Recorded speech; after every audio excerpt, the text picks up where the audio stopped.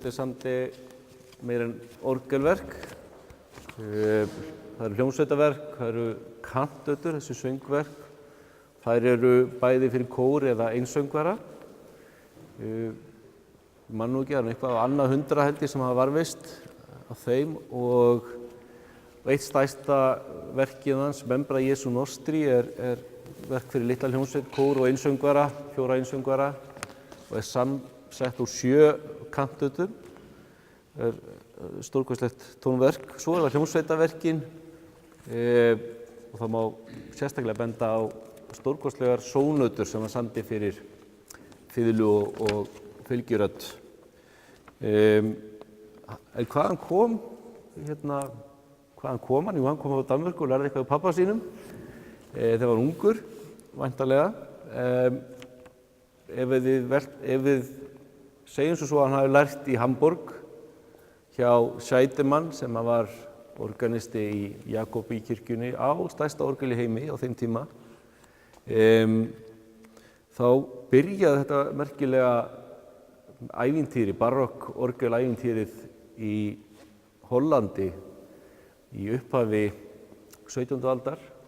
Þar var kall sem hét Sweelinck. Hann var mikið tónskáld og þekktur kennari.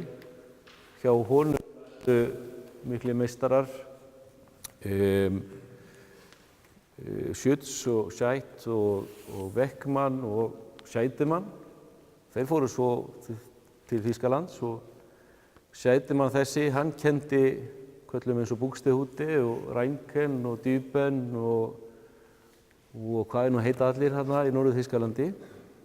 Og út frá því kemur Bach. Þannig að þetta er svolítið svona, ég ætla ekki að segja þessar nokkra vikur hjá Bach og Buxtehude, ég ætla ekki að þakka Buxtehude alla þá snilld, en það er svolítið skemmtileg lína þarna frá Amsterdam til Bach. En Buxtehude er í raun og veru mjög merkilegt tónskáld í sögunni, ekki bara út af tengslunum við Bach og ekki bara af því hvaðan hann kemur og hvar hann var, heldur náttúrulega fyrst og fremst út af mögnuðu tónlistinni.